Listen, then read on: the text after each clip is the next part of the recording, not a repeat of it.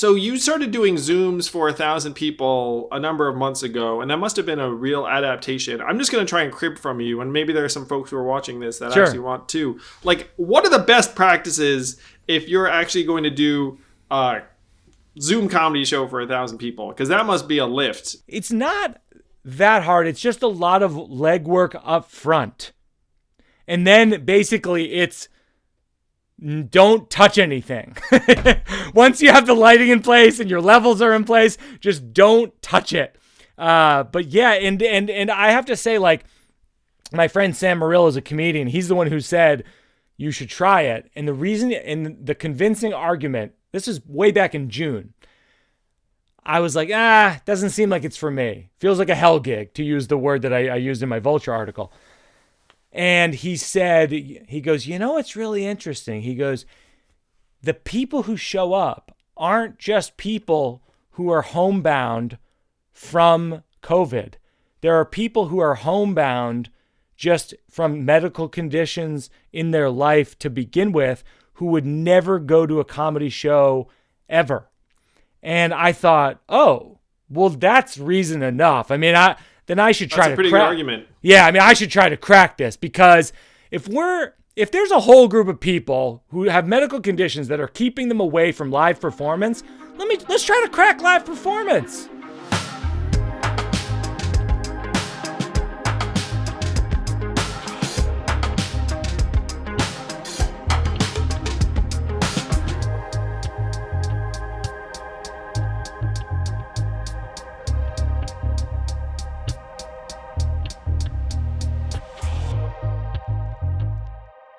Welcome back to Yang Speaks. Today we've got an incredibly exciting episode. We've got Mike Birbiglia, the comedian, on, which I love when we have comedians on, because you know it's going to be funny. So you guys are going to have a blast with this. Sit back, relax, and have a good laugh with Andrew. I know you will enjoy it. But first, I wanted to do a little crowing. What everybody is talking about this week is what the hell is happening with Robinhood and GameStop and our stock market right now on Wall Street, because it's going berserk. And I saw a meme on there that said, like, this is a really great time for people who love to explain things. And you're not wrong, because it's complicated, but it's also freaking hilarious, to the point where David Portnoy from Barstool, Donald Trump Jr., AOC, and Ted Cruz are all aligned on how absurd this is and how terrible it is. So I wanted to talk about that. But to crow, before we start, for those of you who listen, back on New Year's Day, we did an episode of Yang Speaks, and we had myself, we had Andrew, and we brought on our former finance director, Carly Riley, to give some bold predictions for 2021. And a certain someone named Carly predicted that Robinhood would cause a financial crisis. And here we are, we're recording this 29 days later, and it's happened already. She was spot on. So I wanted to bring back the Oracle herself, Carly Riley, back on this pod, just to kind of crow a little bit and also explain. So Carly, you were spot on. Welcome back. You got a lot of heat on Twitter for this. They're like, Carly, what are you talking about? A lot of people didn't know what Robinhood was. Are you feeling like did you buy a lottery ticket after this? Like, are you feeling extra insightful? Are you betting now? Like, what's going on?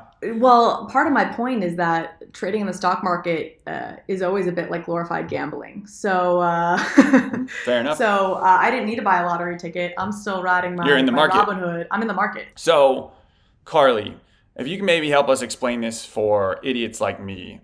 I'm seeing memes of GameStop and Robinhood and something called Wall Street Bets.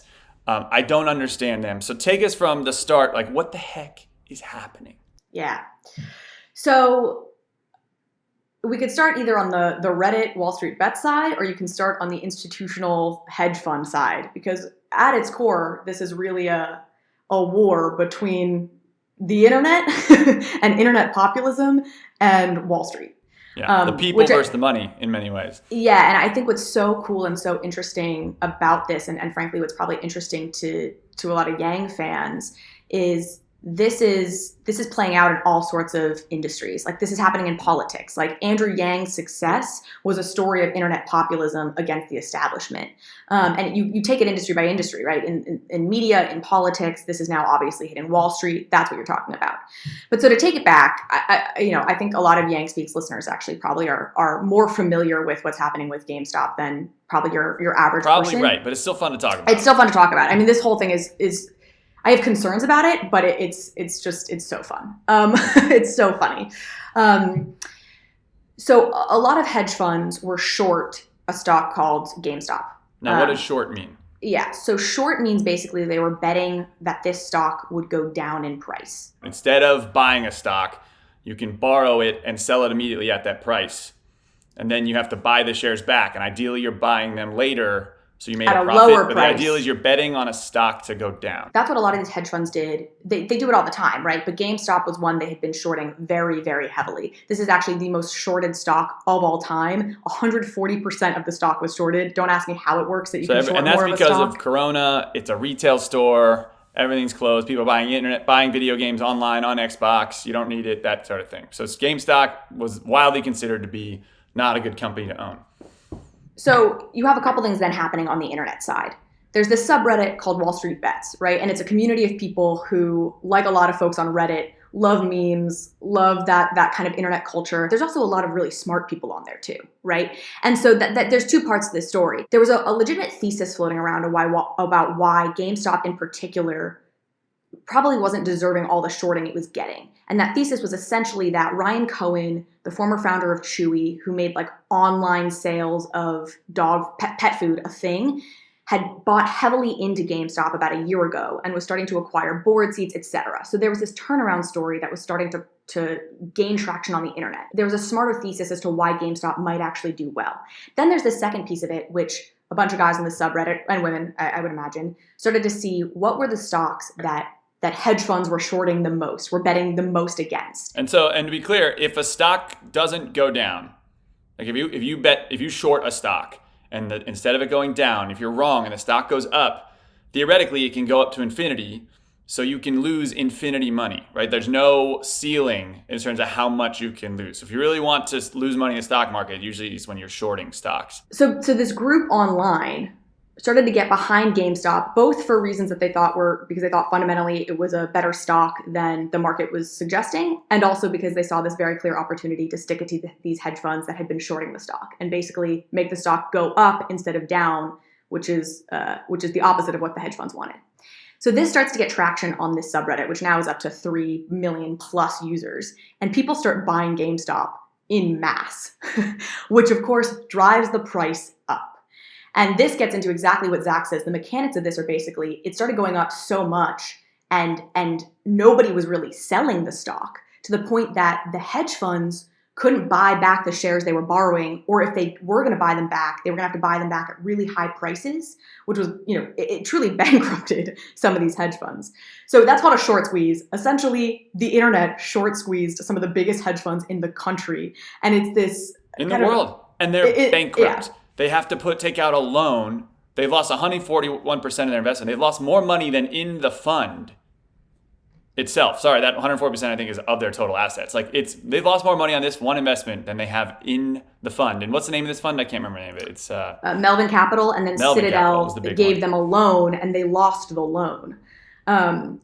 So anyhow, so that's the crux of what has happened and what people are talking about right now. And I'm assuming most people are seeing people cheering this because it really is this amazing story of these internet trolls who stuck it to the Wall Street clowns. And there's a couple things about this that I think are worth talking about. One is Wall Street is freaking out over this, and they're alleging market manipulation on the part of the subreddit. They're losing their minds, and it's beautiful. They're calling for regulation, and I think this is what is so frustrating to so many people, and what's frankly uniting, elements of the populist left and elements of the populist right, is just the hypocrisy of that, of saying, are you freaking kidding me?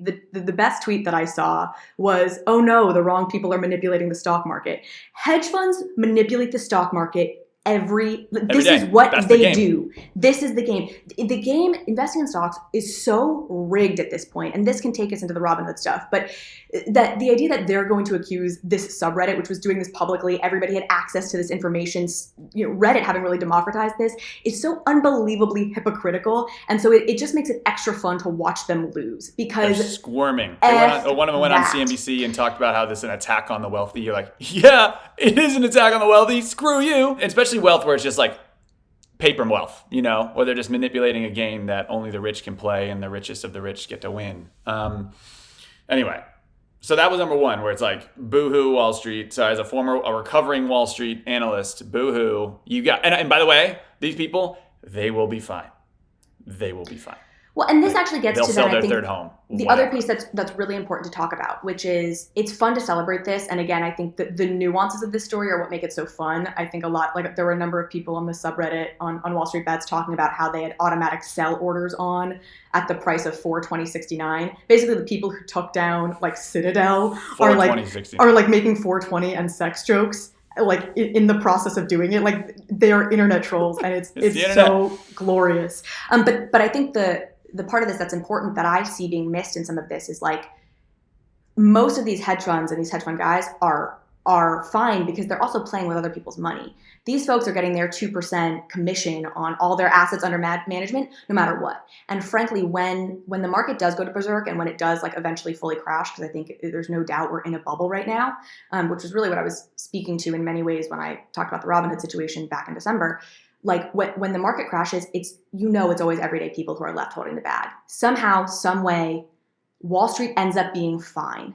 And I think that's what scares me about this, right? Is there are a lot of smart folks who were on this subreddit and betting in GameStop, but you also have folks who are newer investors who don't necessarily know what they're doing, who are betting in it, who are going to be really hurt if this thing collapses. How does Robinhood fit into this? Robinhood is the platform by which many of these traders and traders like myself execute and buy or sell GameStop and a number of other stocks. It's the preferred investment tool, a trading app for young Wall Street people, bets. frankly. It's and the Wall Street Bets, though. For Wall Street Bets, and for Wall Street Bets specifically, right? And Robinhood's whole premise was that they were democratizing trading because they really introduced this idea of commission-free trades. So when I was 20 years old and couldn't afford to trade on Ameritrade because I didn't have money and I wasn't going to pay whatever the commission was every time I wanted to mess around and buy Shake Shack because I liked their burgers, like, I got on Robinhood, right?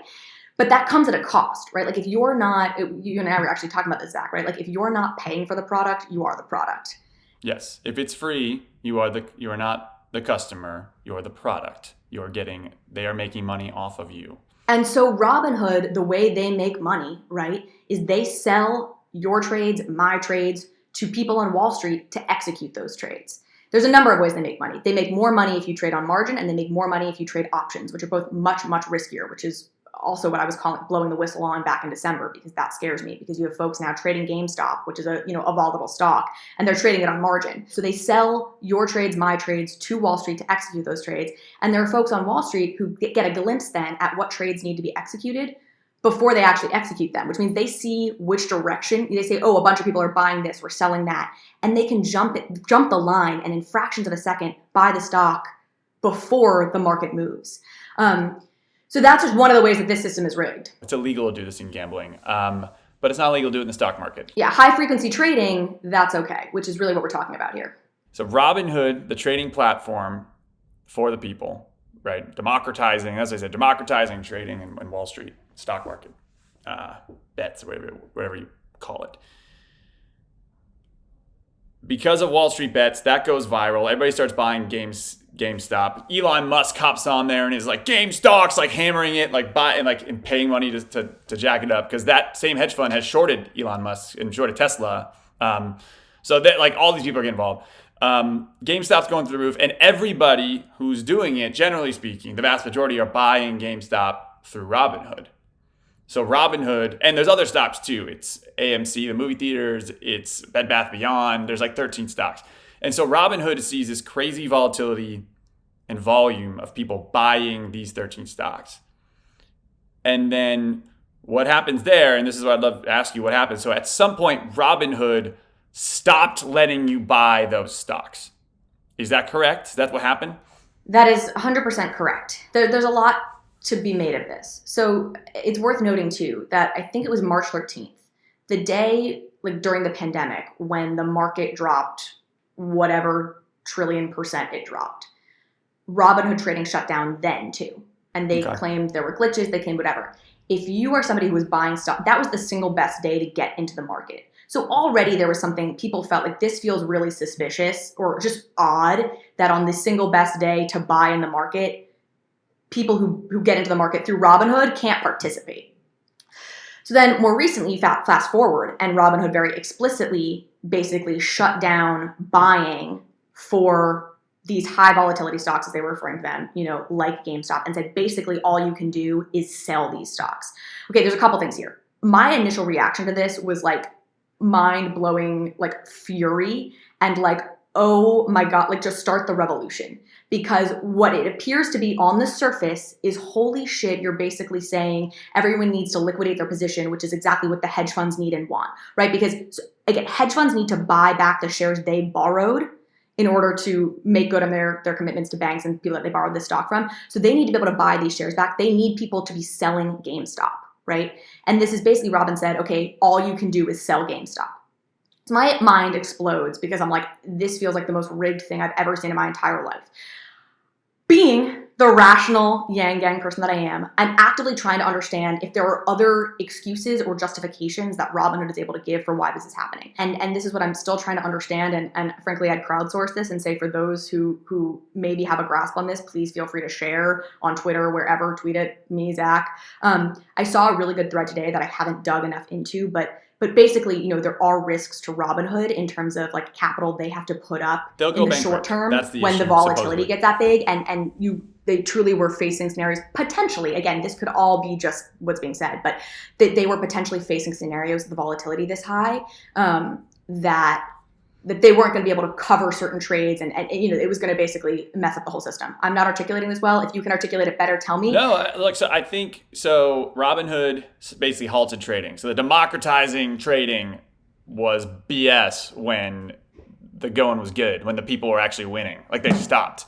And Robinhood is a major Wall Street player.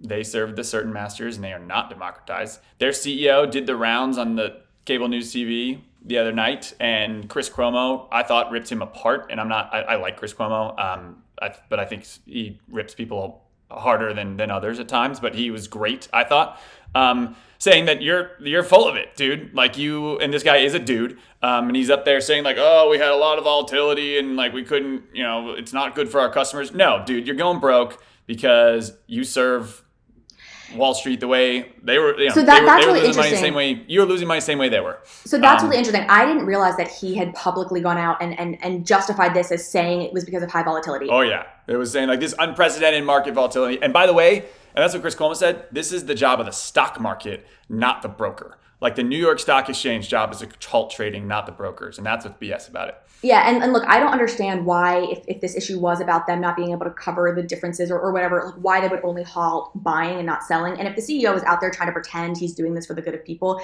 that is the biggest, that it truly, people should go to jail. If this was not about truly that they just didn't have the capacity or the whatever to handle this volume of trades or whatever the heck they could potentially claim to justify it, people should belong in jail. This is absolutely outrageous. And, I don't understand legally how that would work. Please tell me. But like the idea that you are going to shut down retail investors because the hedge funds don't like it. The irony of the hedge funds calling for regulation on this stuff, it makes me want to just like, when is Elon Musk colonizing Mars? Like, get me out of here. It is so frustrating. So again, two parts of this, very frustrating parts, very fun parts where you can enjoy some of the meme culture that's emanating from this. As a Yang Gang supporter, I hope all of you are hammering this on Twitter and loving it on Instagram, like anywhere you see it, like championing the people. I will not, and we are not recommending you buy GameStop. Like, I don't think these are particularly good investments at the moment. I think it's crazy. But if you have cash to burn, to stick it to a little extra cash, they're not donating to certain political endeavors. But if you have cash to burn and you want to stick it to the hedge fund guys, have at it. And Yang tweeted this, and I agree. We were talking about this the other day. Is that GameStop has changed the game forever. Forever, Wall Street will have to answer to the people because of how the internet's aligned. Now, I don't know what this means going forward. No one does. The regulators who don't represent us are going to try and stop it. But Carly Riley, 29 days in, you were right. Congratulations. Thank you. All bow to you for a quick, you can get I'll tip my cap for whatever, a day. I'll take I'm it. still going to beat you in the long run on this thing. But it's amazing. I hope that, guys, broke that down for you. If you want to tweet at us and give us more insight, the situation will have evolved by Monday when this airs. But regardless, it's been joyful in 2020. It's been hilarious. Carly, thank you for joining. Thank you. A pleasure as always. Your expertise. You're now the Robinhood expert. Anytime we talk about Robinhood, you have to come in. That's the deal. It's a funny position I found myself in. Wasn't seeing that coming for I didn't think myself so a few either, months ago. but here we are. Cool. Anyway, guys, Mike Birbiglia, the comedian, joining Yang Speaks. Have some fun. Have a few laughs. Take a listen.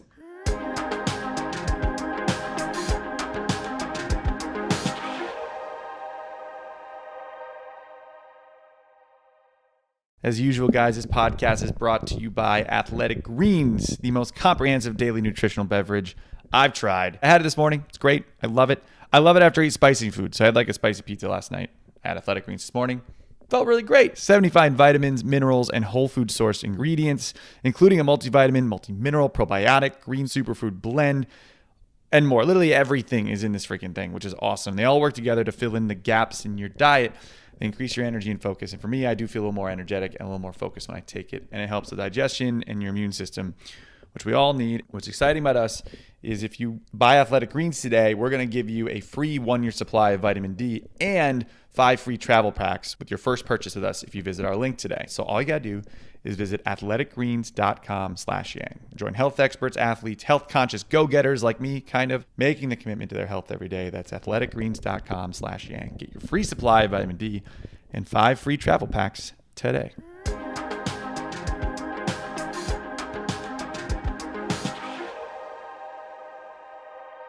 I am so pumped to interview for Yang Speaks for the very first time. World-class comedian, thinker, artist, dramatist, filmmaker, Mike Birbiglia. Mike, welcome. Oh my gosh, wow. That's the most applause I've gotten in 9 months. No, I can't believe it because you're a family man like me, and I'm sure every time you come home, your wife and daughter are like, yay, daddy's Yes. home. Oh, yes, of course. I forgot about that.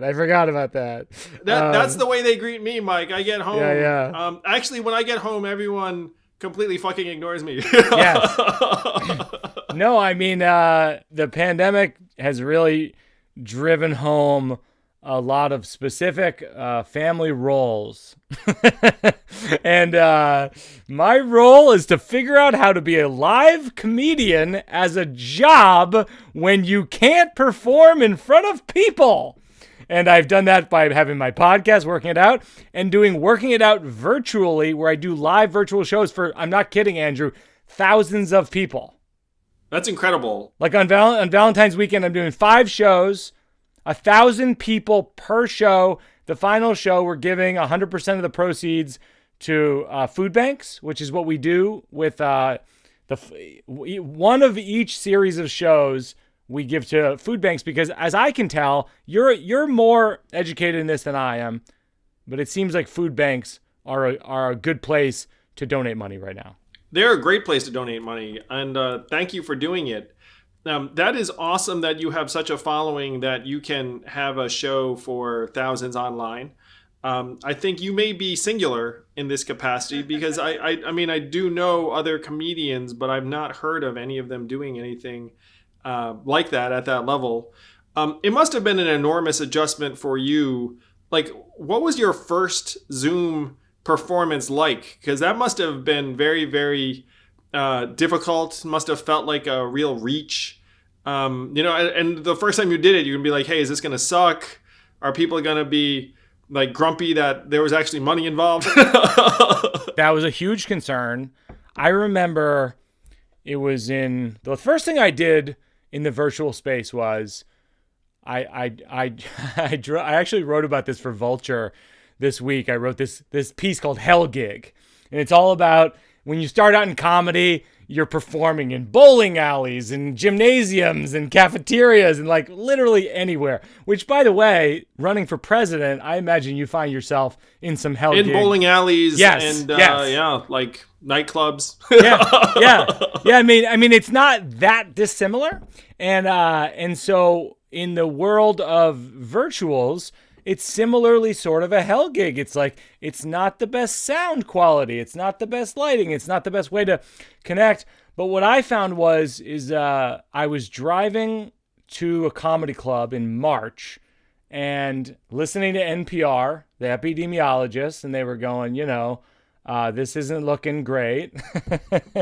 That first hint of like this. I remember those early days in March, it felt like a zombie movie. Yes. Where you're getting the news reports being like, and like Yes. this is shutting down, and Yes. you might want to those were very, very. Yeah. The toilet paper days. Yes. Where do you have enough toilet paper days of the pandemic? And I was driving to a club in Buffalo. And I got halfway there. I got to Ithaca, New York, which is a great town. And you were driving from Brooklyn at the time, right? Yeah, from Brooklyn, where I live in Brooklyn. And then I remember this really well. I always love to go to local pizzerias. So in Ithaca, there's a place called Thompson and Bleecker, and it's phenomenal. And they have a communal table because I was alone. So I'm just like eating with strangers. And they said, we're getting worried about this virus. We were listening to Joe Rogan, and for me, I was like, I'm going home. I was like, to me, when the Venn diagram of Joe Rogan matches up with NPR, it means there's something of a national consensus, and I'm out. And then the first virtual thing I did was, me and Roy Wood Jr. got on the phone and we said, what can we do for Comedy Club waitstaff? Because this is going to mean no jobs. A total wipeout, yeah. And so we came up with this thing called Tip Your Waitstaff. It still exists, tipyourwaitstaff.com, which all it is, it's not, I don't have a nonprofit. It just houses GoFundMes for Comedy Club waitstaffs across the country. And cumulatively, they've raised about $750,000. That's incredible. Thanks. Oh, applause again from the Yang family. Yes. Welcome home, Dad. But I will say, I think that's where some of your interests and my interests intersect, and why I really respected you as a presidential candidate. I'm convinced that the parallels between comedians and politicians are sky high, and I can describe my day-to-day life as a candidate, which would be incredibly familiar to you. It's one reason why I like comedians and get on well with many of your colleagues. I feel like you get America, you get people at like a different way than other folks, because like you've seen so much of the country. You've been in front of crowds of like completely different types of people in different places at night. They just come to have a good time. Yeah, I mean, I always make this joke that people call me on social media a coastal elite just because I live on a coast and I'm better than other people. And then I point out, like, I'm quintessentially not a coastal elite. How many people do you know have lived in, performed and worked in 45 states, for God's sakes? Like, I've seen the whole country. I'm not cut off from people's lives. No, you can't be. And even your description of what for you is like a fairly normal gig is like, hey, I'm going to drive to Buffalo now. I'm going to stop in Ithaca, get my like pizza fix on the way, and then drive another 3 hours and then perform in Buffalo, and then stay overnight in Buffalo, and then maybe do another, that's like just normal stuff, at least in good times. And for me, running for president, it was wild, Mike, because there were a few different things I was trying to make happen at once. But a lot of it revolved around whether I could get people in Iowa and New Hampshire behind me. And so I would be in Iowa, New Hampshire, and anyone who would have me, I would be there. It'd be like, hey, we're having like a backward barbecue there. Like, hey, I would just show up. And then I would, talk about like automation and my vision and the rest of it. And it was, I think, very similar to what performers or comedians would do, is where you go to a small town, there's a small crowd, and like you kind of work your way up. And so I had to work my way up in those environments. And I used to tell people, and this was more or less true, I was like one Iowan or one New Hampshire voter was like worth like 1,000 Californians was my joke. That's very funny. You know, yes. And it is. It's pretty close. Yeah, well, it was pretty accurate. So if I went to an Iowa backyard barbecue and there were 6 people there, I'd be like 6,000 Californians. This is like a giant crowd. Yeah. No, I mean, my experience of driving through the country over the years, I mean, I've been on the road for 20 years. You know, like I started at 22 driving around the country in my mom's beat up Volvo station wagon. I put about 100-something thousand miles on that car. And my experience has been like, when Trump came along, I was not surprised that his message of American carnage and all that stuff was resonating, because I was seeing the country and going like, this country's really struggling. So he's speaking to a thing. The problem is the way that a snake oil salesman does, he was selling a thing that doesn't fix the problem. Yeah. I had the same experience running a nonprofit I started called Venture for America. Not as broadly as you, where I didn't go to 45 states, but I went to maybe 18 states, including Alabama, Louisiana, Missouri, Ohio, Michigan. And I saw the struggles. And it's one reason why I became convinced that we needed to think bigger about what an economic solution could look like. And especially when you looked at the towns that had gotten completely blasted by the decimation of manufacturing jobs, like you go there. And so like I'm a serial entrepreneur and I was running an entrepreneurship organization, and entrepreneurs are generally very can-do and positive. So you're like, hey, you know, let's do something, let's start businesses, let's like make something positive happen. And you'd go to a depressed area in the Midwest and the South, and you would just feel like, hey, whatever I was going to say, like I should probably rethink it for this particular group and environment. Totally. Absolutely. Being a road comedian over the years, seeing the country has actually been great as an artist, because it's forced me, similar to what you're saying, it's forced me to focus on what's human about what I'm saying instead of what's referential, what's a cultural reference that might play in New York. You know, they always say like, you know, New York comedians will show up places sometimes if they're too insular, and they'll talk about the subway for 20 minutes. And people are like, I don't know what the fuck you're talking about. and it is good to sort of see the country and understand like what people's lives are like. Yeah, completely. And that was what drove me. I'm convinced that eventually a comedian is going to run for office very, very successfully. So I don't know if it's going to be you, Mike. I don't know if it's going to be someone else. I don't think I have a thick enough skin. You folks take such a hit in this way that's so personal, I find. They take such personal shots at you, and I feel like it's so unfair. Well, I guess you would understand it better than most, you know, as someone who puts yourself out there all the time. Certainly, I do feel a lot of respect for folks who run for office because they do take a lot of shots. I think it is worse for women. You know, I think it's for sure. It's worse for people of color or pretty much any marginalized group. But yeah, it's rough, and like because you're running for office, people have a license to say whatever they want about you, more or less, and then you have to take it in stride. I was just gonna make a sports reference that if you had like a number 1 draft pick. Sure. For a comedian as political figure, like someone who could like run for U.S. Senate. And for people thinking about this, like Al Franken did it out of Minnesota. Like he was, you know, an SNL comedian, very, very smart. Yes. You know, like served as a senator for a long time. So this to me is more or less inevitable that there's going to be a high level. Yes, I think you're right. I think a John Mulaney or a Dave Chappelle or an Ali Wong could run, and just by virtue of their pure skill with people would have a ton of traction right out of the gate. So certainly Dave, that's for sure. Certainly Dave. John Mulaney makes sense to me.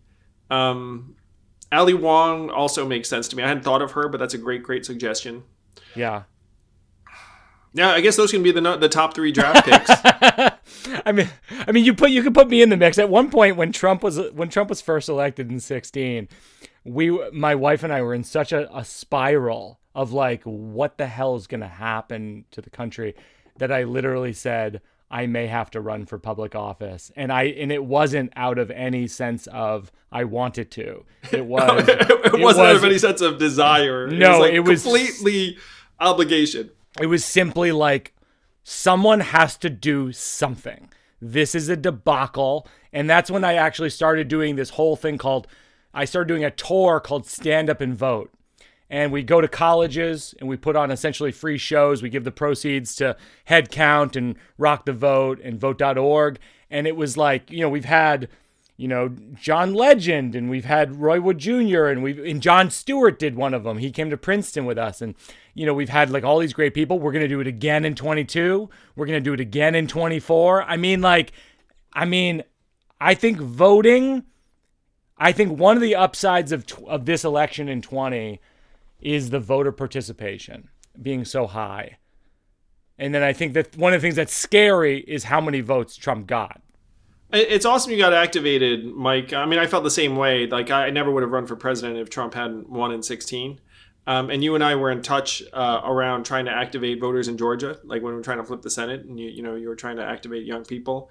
So it's awesome that you've driven so much energy to voting among young people who we all know don't vote at the same levels as we'd like in a lot of cases.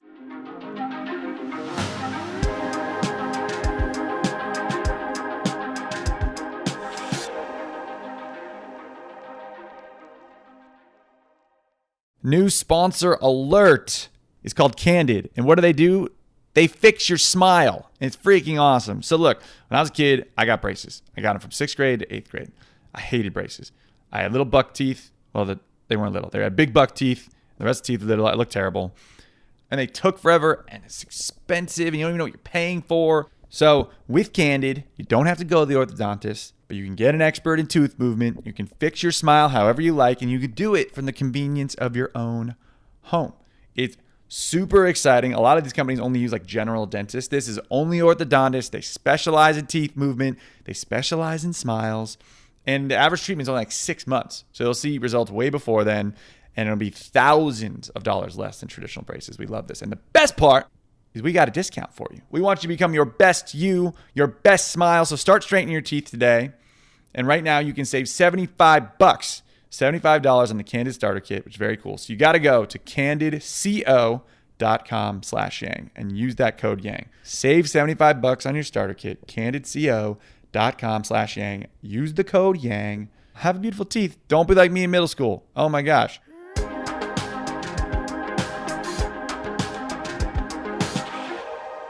If Dave ran for like Ohio Senate, he'd probably win that thing. I think he'd win. I think he'd win for sure. Yeah, no, I agree with you about Chappelle in Ohio. I feel like that would be open and shut case. I think he could run for anything in Ohio because he's lived there for 20 plus years. Dave is the first guy I ever opened for at the Washington D.C. Improv. Really? Yeah. So you were a Georgetown student. Did you just show up and do an improv? Because Dave has deep roots in D.C. obviously. Yep. So I my freshman year, I showed up at Georgetown, and I had wanted to go to Harvard because to follow in the footsteps of like Conan O'Brien. Like I always thought like you write for the Harvard Lampoon.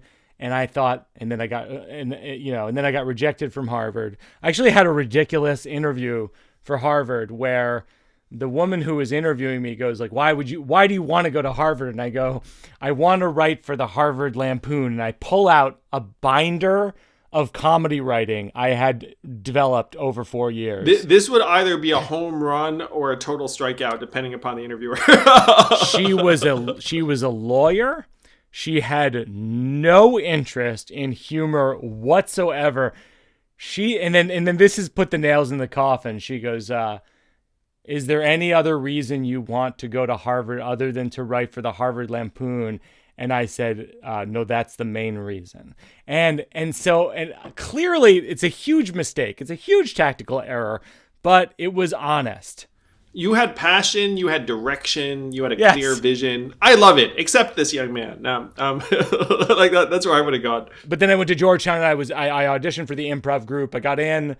I spent 4 years with those guys, including like Nick Kroll, who I cast in the improv group, and he cast John Mulaney. So there was like a lineage of, Jacqueline Novak too. So there's like a really good bunch of comedians who came out of there. And before me, Jim Gaffigan went to Georgetown. So there's a whole bunch of... Wow, you have like this whole like chain of Georgetown comedians that kind of trained each other, came up together. And actually Jim and I were talking the other day because last year, John and Jim and I we raised believe it or not, we raised $1 million for the Georgetown Scholarship Program, which is for first generation college students. Good for you.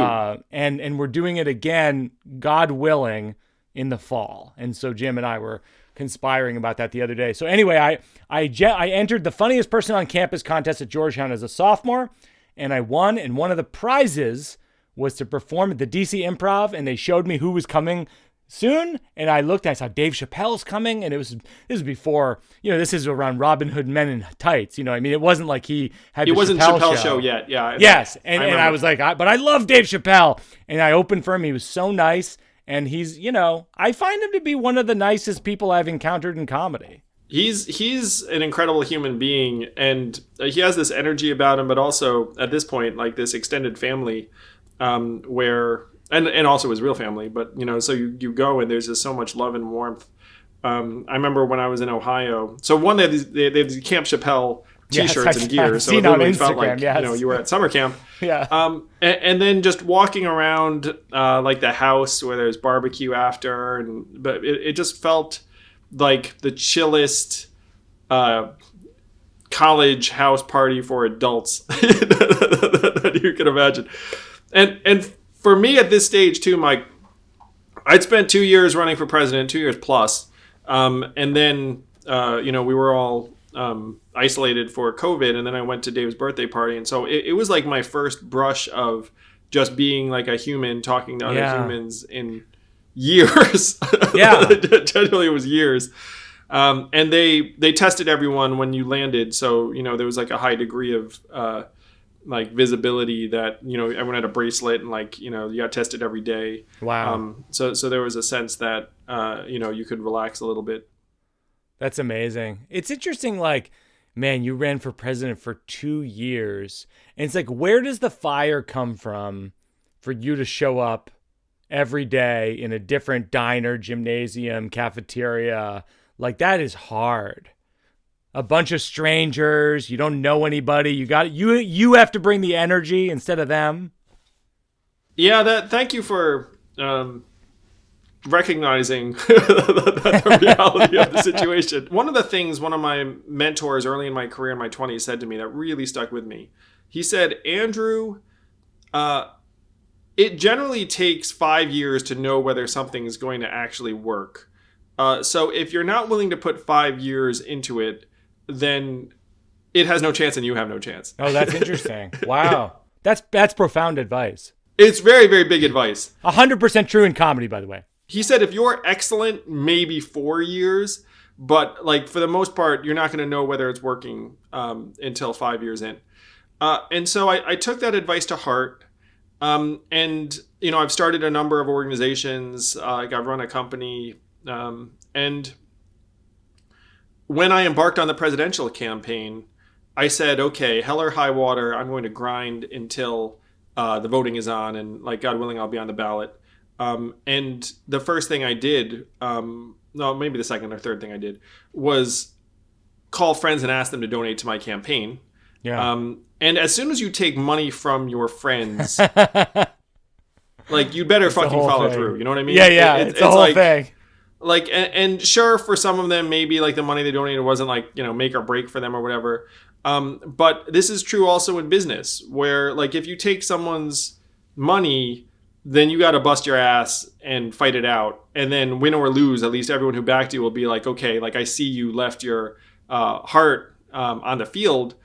And so when I embarked on the presidential campaign, I looked at the calendar and was I am going to bust my tail as hard as I possibly can for the next 2+ years, and try and get on the debate stage, try and get on the ballot, et cetera, et cetera. So no matter how bad the days got, one of the advantages to all of this was knowing that there was actually a finite time frame.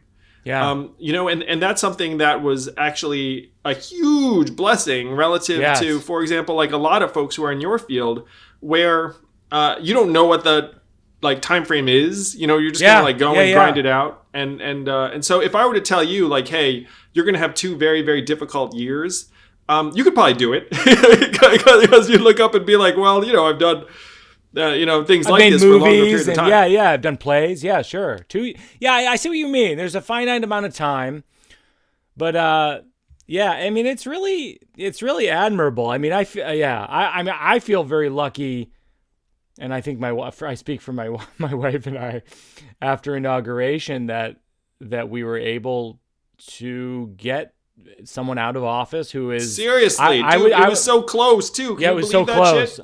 Who I would argue is the least patriotic president we've had in the history of America. And it was so close. No, it's so close. I mean, we got really lucky, and also it was an extraordinary amount of legwork from people like, you know, you talk about someone who really took what she was given in terms of a situation where like Stacey Abrams had that election stolen from her. And then instead of saying, I'm going to run for Senate, I'm going to run for president, I'm going to run for vice president, she goes, no, I'm going to try to fix the voting situation that actually worked against me in an election I should have won. Yeah, and holy cow, did we all benefit from her work because God, then you flip the Senate.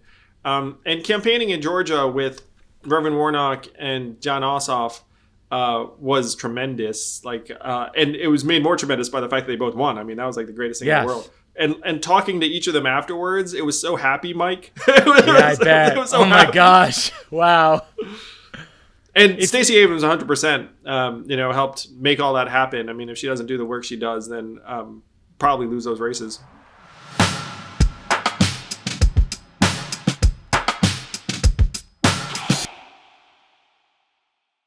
All right, guys, new sponsor alert. We got a new company called Blinkist, and these guys are awesome. I don't know if you've seen their Instagram ads. That's how I found out about them, and then they wanted to sponsor us. I was like, heck yes, I love this app. It shortens books for you into a smaller, condensed time frame so you can read the takeaways if you don't have time to read the whole book. No disrespect to authors, because sometimes there are books you definitely want to read the whole thing, but sometimes you just want those takeaways. So you get the main points of the book quickly and start using that information right away. And 12 million freaking people are using this thing. And there's a massive growing library of books from self-help to history to business, all these cool things. You want to learn a cool history topic? Like 19-minute summary. Bang. I love this app. I love it because I can read new books, but also go back to my old favorites. You've got books like Becoming's on there from Michelle Obama. You've got The 4-Hour Work Week from Tim Ferriss. Like, you got a whole bunch of hits on here. And we've got a deal for you, as usual, which is exciting. So with Blinkist, you get unlimited access to read and listen to a massive library, condensed nonfiction books, all the books you want for a very low price. So right now, for a limited time, we've got a special offer for Yang Speaks listeners. So go to Blinkist, BLINKIST.com/Yang for a free 7-day trial. Try it out. And you save 25% off on your new subscription when you do try it. So that's Blinkist, BLINKIST, Blinkist.com/Yang. Start your free 7-day trial today, and you'll save 25% off, but only when you sign up at Blinkist.com/Yang.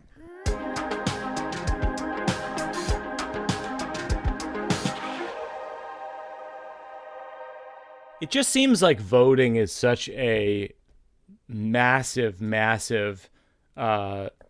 challenge that our country is going to be facing for the next few decades. I'm actually deep into the weeds on this stuff, Mike, because the closeness of this race really affected me.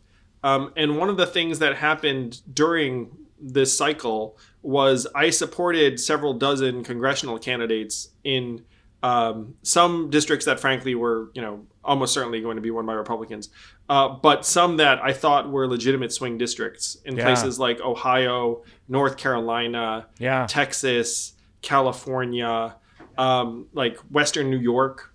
And by and large, the Democrats lost those races, and not by like a slim margin, like convincingly.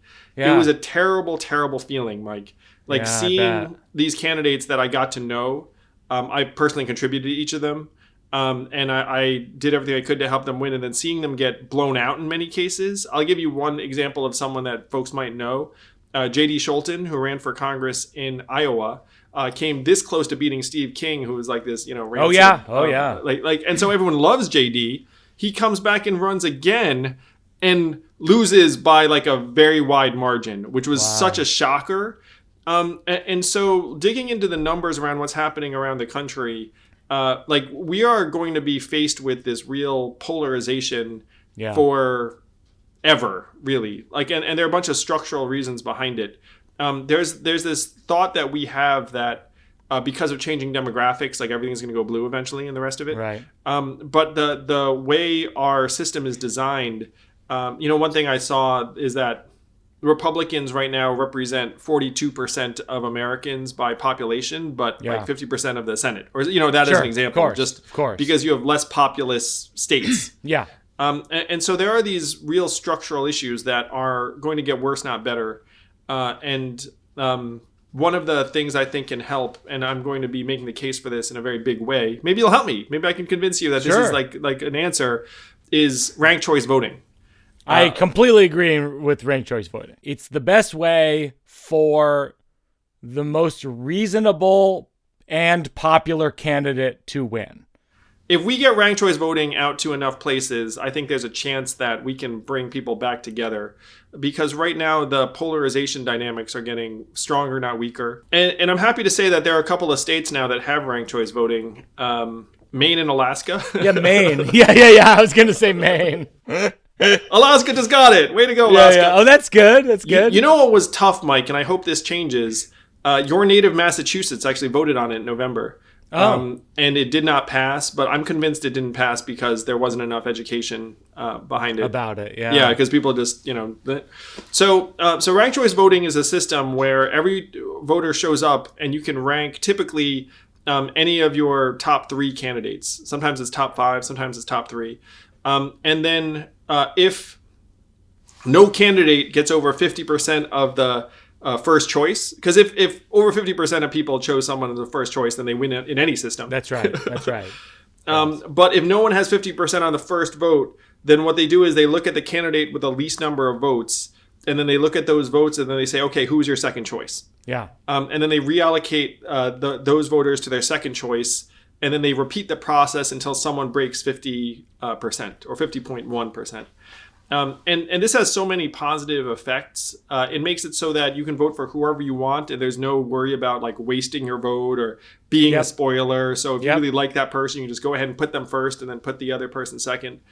It diminishes the incentives to negatively campaign, because if I trash you, then we both kind of look terrible, and then this third place person. Oh, that's nice. I never thought about it that way. Yeah. Like you said, it actually rewards folks that are more about building broad appeal and consensus, and less like people that are extremists or flamethrowers. If there was ranked choice voting during, let's say, for example, the 2016 Republican primary, Trump does not win, as an example. Because over 50% of the folks that were looking at him were like it was like very much binary, where it was like yes Trump or no Trump. But if you like stack together all of the no Trumps, he probably does not become the nominee. So that's an example of something that ranked choice voting can facilitate, and it makes our democracy more dynamic, more responsive, more genuinely representative of the preferences of voters. It makes it so that smaller candidates have a better fighting chance, because again, there isn't like a waste your vote argument. So I'm a huge fan of this, and I'm actually going to be trying to make it happen in more states aside from Maine and Alaska, because there are 25 states where you can actually just have a bunch of signatures and have like a vote on it. Wow, that's incredible. That's huge. It's really exciting. Yeah. So if we get it out to more of these states, and then if you're in a state that doesn't have it, you're like, wait, why are these other people have this cool voting system and I don't? Like that kind of, and then you can just peer build pressure. Yeah. More and more energy around it. So this is going to be a big mission of mine, because I think it can help reduce the polarization that's kind of structurally baked in at this point. Speaking of another state that's cool and underrated, I would say Alaska. I have not spent as much time there. Tell me more, Mike. So like Alaska has a few towns that are spectacular. I mean, Fairbanks, Seward. I mean, there's some of the prettiest places you've ever seen. And I mean, the Seward National Highway, which runs from Anchorage to Seward, it's wildly scenic and spectacular. And it's just, they say, they always have these, you tour Alaska and they have T-shirts that say, I think, the last frontier. And you really do feel like that when you're there. You go like, I can't believe this is also part of America. I feel that way about, there's a handful of other places like that. Montana's like that. Wyoming is like that. There's a handful of places in America you just go, I can't even believe this is also, we have this. And I find the people in Alaska to be very sweet. And also, by the way, underrated states, Maine. Maine's a great state.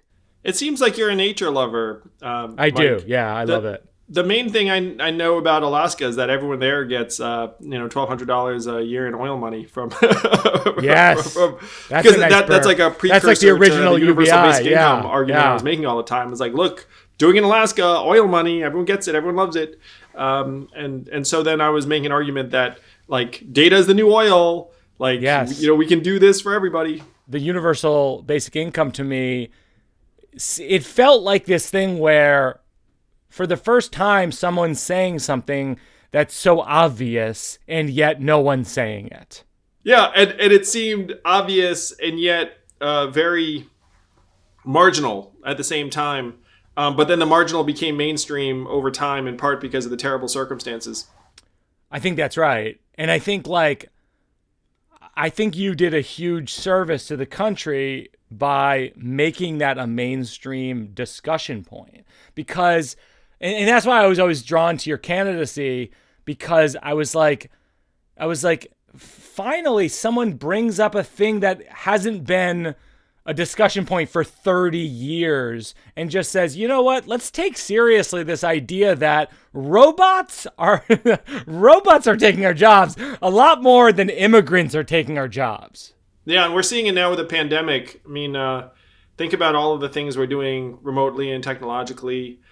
I'm really grateful that we were able to mainstream cash relief. And as we're having this conversation now, Mike, 85% of Americans are for cash relief during the pandemic. 55% are for recurring cash relief forever, otherwise known as universal basic income. Yeah. We already got checks of $1,200 and then $600, and they're looking at another $1,400. Yeah. There are dozens of members of Congress who are like, look, let's just do this ongoing. And on the flip side, you have the servers that you're trying to help, and like the food lines for miles. Yeah, I know. All over the country. So this is really a time when the solution is right to meet the need. And I'm grateful to everyone who supported my campaign and helped drag this set of ideas into the spotlight, because it was very touch and go for a while. Like when I was running in 2018, it wasn't like everyone was like, yeah, like let's discuss this. No, totally. And it's so funny because there was a point at which it's obviously so contentious. I can't even imagine the kinds of sort of like insults and things people have hurled at you in the social media space, because people hurl stuff at me for saying positive things about you. Oh, really, Mike? Thanks for sticking up for me. I appreciate it. Certainly social media is sometimes not the place where you go to feel good about yourself. I'd say almost never.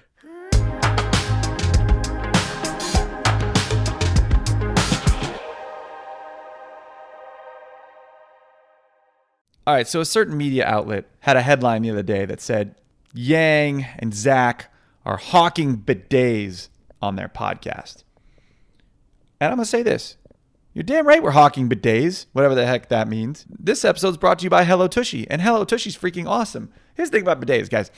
They're better for the environment. You save paper. Hello Tushy has a really awesome, simple contraption that makes it really easy for you to have one in your own home. Andrew and I are pretty pro anything that helps the environment and saves paper, so it's a great thing. And by the way, almost every other country has figured this out. They figured this out in Europe. So we are well behind. Bidets should be the way of the future. And if you come on this podcast, we get you special discounts. So if you go right now, little Valentine's Day present, I don't know what you want to do. Give the gift to Hello Tushy. Go to hellotushy.com/yang.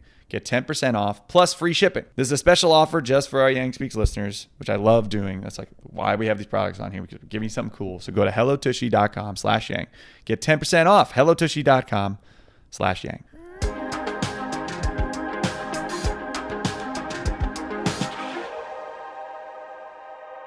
I want your tech Silicon Valley friends' ears in terms of like how can you bring jobs to Michigan, Wisconsin, Ohio? I mean, what are we doing here? These are great states.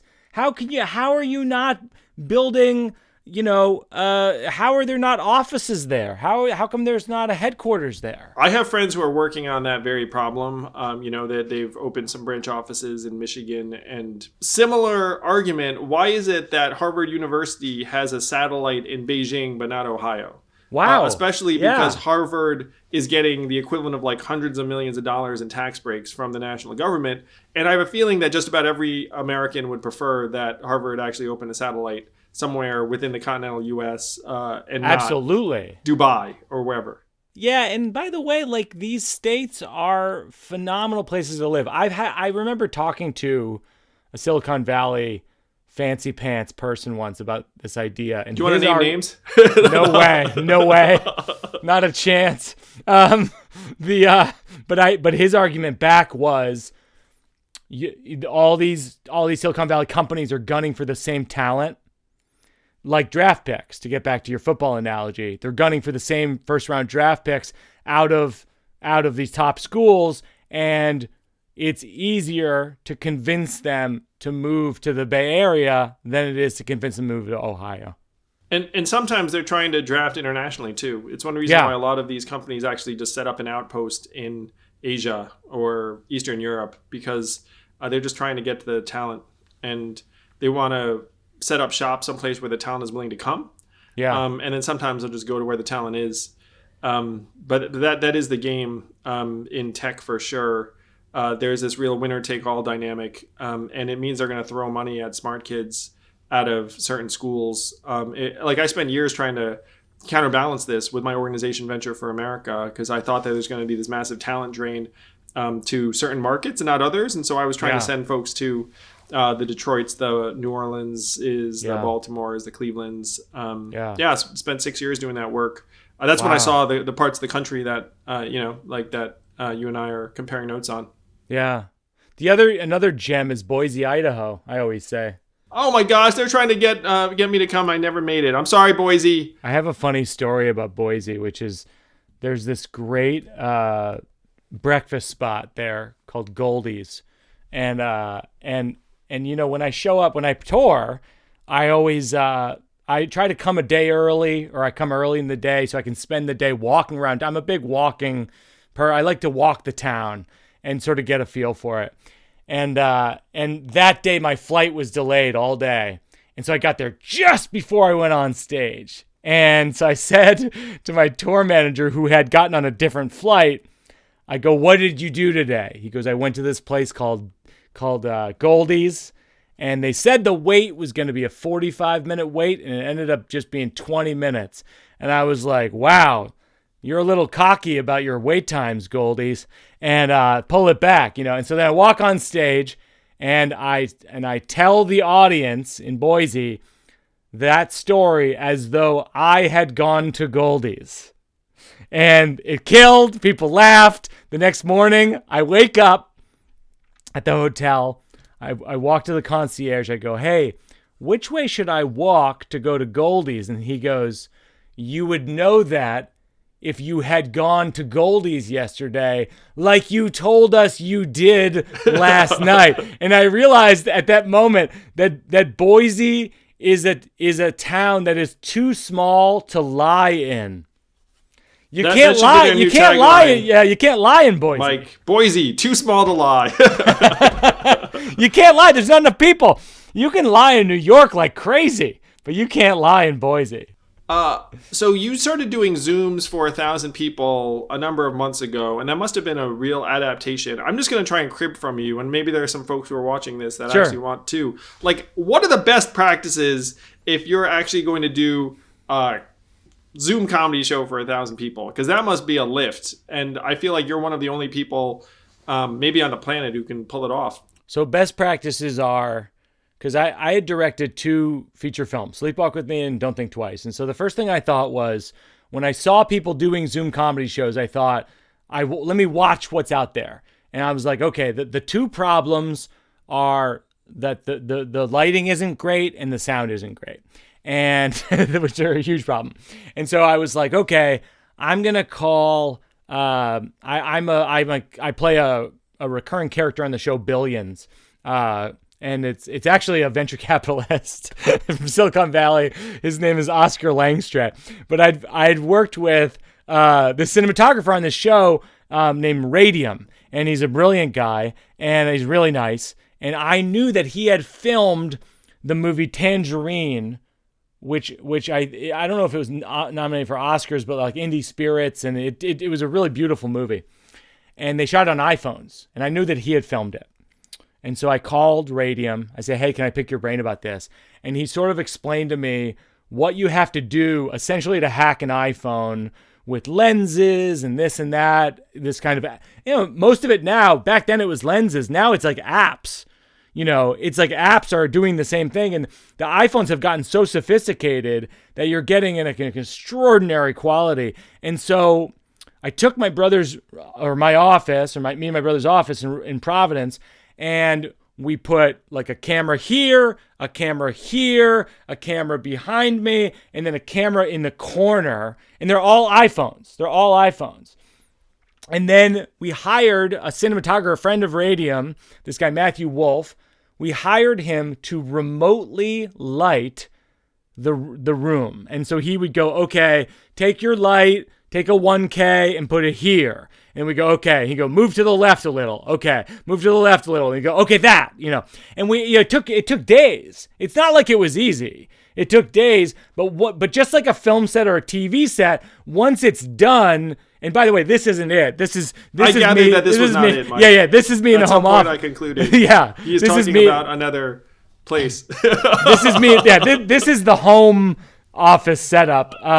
But what, Yang Speak doesn't warrant the real thing, Mike? Where is the quality lighting and the sound? I have one ring light right here, which is actually quite extraordinary. Yeah, me too, man. My ring light makes me feel like I delivered for the people. Yeah. So anyway, we did that, and then we just invested in just some decent microphones, some decent wireless microphones, and then we did we hired a brilliant sound technician, this guy Jody Elf, who works in on and off Broadway, to calibrate the levels on the microphone so that the sound would be just right. And that's all it takes. I mean, it's not that hard. It's just a lot of legwork up front. And then basically it's don't touch anything. Once you have the lighting in place and your levels are in place, just don't touch it. But yeah, and I have to say, like, my friend Sam Morrill is a comedian. He's the one who said you should try it. And the reason, and the convincing argument, this is way back in June, I was like, doesn't seem like it's for me. Feels like a hell gig, to use the word that I used in my Vulture article. And he said, he goes, it's really interesting. He goes, the people who show up aren't just people who are homebound from COVID. There are people who are homebound just from medical conditions in their life to begin with, who would never go to a comedy show ever. And I thought, oh, well, that's reason enough. I mean, then I should try to crack. That's a pretty good argument. Yeah, I mean, I should try to crack this, because if there's a whole group of people who have medical conditions that are keeping them away from live performance, let's try to crack live performance. Like, why not? So, what is the experience like relative? Because must be very, very different performing for iPhones that are mounted in various places versus a live audience. Do you now feel comfortable, and how would you compare one experience to the other? So we have sort of like around the room off camera is like, there's like an iPad, there's a screen that has like the Zoom participants. And so in different eye lines, I can see groups of people. And so interesting. So I'll go like, hey, Judy, I can see that you have a rabbit, And then I go like, you're doing crowd work remotely. I do crowd work remotely. Yeah. And so I'll go like, Judy, like, is that a guinea pig or a cat? And then the moderator will put her on with me. So we're split screen. And she'll go, oh, it's actually it's a cat that sort of looks like a guinea pig, and we call her Guinea or whatever. And then next thing you know, you're connecting with people who are literally across the world. I mean, 5 continents of participants, probably 30 countries. I mean, like, this has been, don't get me wrong, it's a hell gig. It's hard. It's like, it isn't easy. These aren't ideal conditions. But there is a sense of community. And if you look at my Instagram, if you go to @Birbiglia and you look at my Instagram, at the comments underneath the little video clips of the shows, you see people being like, this is the most I've laughed during the pandemic. Wow. It made me remember what it feels. I mean, I'm it's like get choked up. It makes me remember what it feels like to laugh. Wow. That's amazing, Mike. Imagine being able to bring that to thousands of people. We keep chipping away and trying to figure out, like, how do we make the sound better? How do we make their sound better? From their laughter, because I can hear their laughter coming in. We have them all set their levels to 20%. And then, like, if someone has like a dog barking or whatever, our moderator shuts off that sound channel. And it's a whole, I mean, it's this organization called Nowhere Comedy Club. And I think they do an amazing job. So how many people are working on your show, like, in real time when you're there performing? Simultaneously, probably about 10 to 15 people. Wow. That's what it Wow. Yeah. But there's actually an outfit that does it for other performers, Nowhere Comedy Club? So they do Sam Morril. I mean, it was funny because I got an email from Gilbert Gottfried today saying, like, what do you think of these things? And I talked to a lot of comedians about the experience, because comedians don't want any part of it. They're sort of like, what is that? That seems horrible. And the truth of the matter is, like Sam Morril originally told me, Sklar Brothers are doing it. The truth is, there's a reward in it that is not what you expect, but is totally worth it. This is wonderful, Mike. It seems so entrepreneurial and human and solutions oriented and artistic. I'm super pumped about it.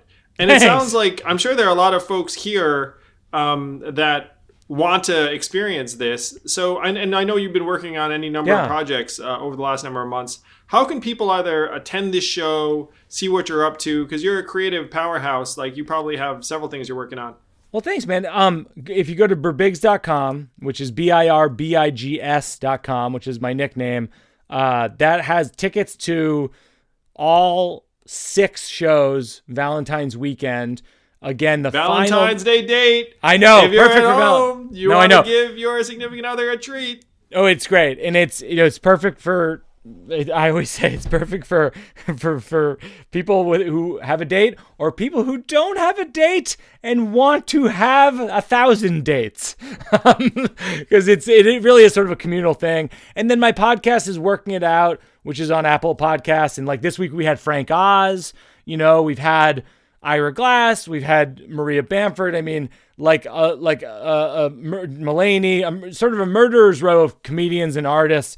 And we work out new material because obviously I don't have an audience. And so I want to keep creating and work on new material. But but this has been great. I've really enjoyed talking. Me too, Mike. Yeah, again, you're such an activist and artist and creative force. Such a pleasure. Birbigs.com. Who knows? Maybe my wife and I will show up and we'll be part of the Valentine's Day crowd. I do owe my wife approximately 1,000 dates. We are doing, by the way, we're doing Thursday, Friday, Saturday, Sunday, and I feel like we do this thing called the slow round. So like, for example, like on my podcast, every time we do it in the virtual shows too. So we do a question, like a memory from childhood. Like, do you have a memory from childhood that's always on a loop in your brain, but that you never tell as a story? Do you have anything like that? My brother was climbing a tree and then he got his leg stuck in the tree. And then for whatever reason, I found it really funny. And then but he was very upset. And then the people we were with helped him free his leg. I did not help. I was like, being a brat. And then when he got down, he beat the shit out of me. That is a perfect slow round answer. I feel like I'm going to email you and hit you up to be a slow round participant on the Valentine's weekend. And maybe you have some kind of romantic story, maybe about meeting your wife or something like that. I'm sure I could I could serve up something thematically appropriate. That seems great. Well, Mike, such a pleasure. Congratulations on bringing joy and heart to so many people. And, I can't wait to see what you do next. Been a big fan of yours for a long time, a big admirer. And I have a feeling folks can see why just from this conversation. So thank you, brother. Hope you and the family are doing great. Same to you, Andrew. And I really admire what you've been doing. And I can't wait to see what you do next. And hopefully we can, team up on some stuff. Would love that. Let's team up. Let's do it, Mike. It's going to be like superhero crossover. I'm Marvel, you're DC. I'm X-Men, you're Teen Titans. I don't know. You kept making my version smaller than yours. Even just the example. Totally arbitrary. You could have been the other way around. I'm Superman. You're Superman's dog. You're Astro. I don't even know if that was his name.